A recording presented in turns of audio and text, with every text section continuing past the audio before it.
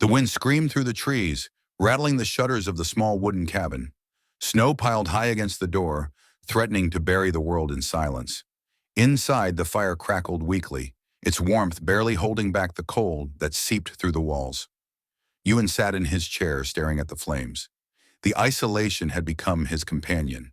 The years had worn him down, carving deep lines into his face, lines of grief, of loss, of a man who had long since stopped expecting anything from life.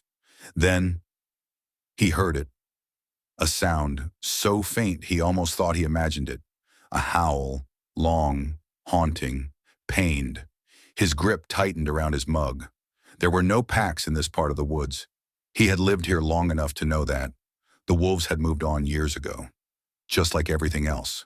So why did that howl sound so close? Then came another sound, softer this time. A rustling, a heavy thud against the woodpile outside. Something was out there. Slowly he stood, grabbed his lantern, and pulled on his thick coat. The moment he opened the door, the wind bit into his skin like tiny needles. His breath came out in thick clouds as he stepped onto the porch.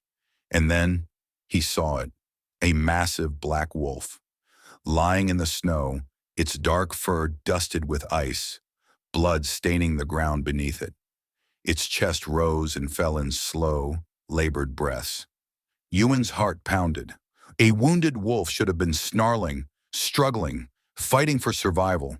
But this one wasn't. It only looked at him, and in its golden eyes he saw something that made his breath catch in his throat. Recognition. The wolf didn't move, didn't growl, didn't even flinch. It only watched him, like it knew him. Then, his gaze fell to the scar, just beneath its left ear. A scar he had seen before, a scar that could not be here. His hands trembled. His mind screamed at him to stop, to turn away, to not let himself believe. But the name, long buried in the depths of his soul, forced its way to the surface. Isaac. The wolf didn't react, didn't confirm nor deny. It only breathed, waiting. Ewan's legs nearly gave out beneath him. Isaac, his son, his wild, fearless, untamed boy.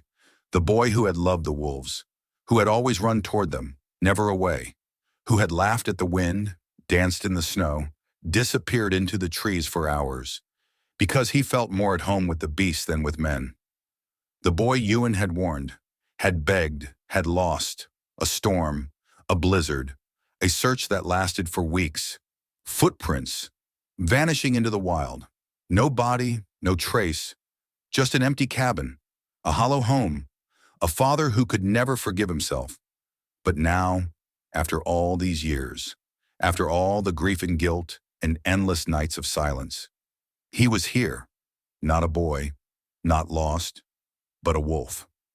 The weight of it all crashed over him, the loneliness, the regret, the unbearable silence that had swallowed his life whole. He had spent years punishing himself, believing he had failed, that the forest had taken his son as punishment for his own mistakes. But what if the forest had not taken him? What if it had given him back? A shuddering breath left his lips. All this time, his son had never truly left, not lost, not gone, just waiting, waiting for his father to be ready. "I'm sorry," Ewan whispered, his voice breaking. The wolf stirred. Then in a slow, deliberate movement, it pressed its head against his hand. Ewan choked back a sob. His fingers sank into the thick fur, gripping, desperate, afraid that if he let go, the dream would shatter. But the wolf did not fade. It was real. And after all these years, Ewan was no longer alone. Tears burned in his eyes. He let out a deep, shaking breath. "Come on, Isaac." His voice trembled. "Let's go home.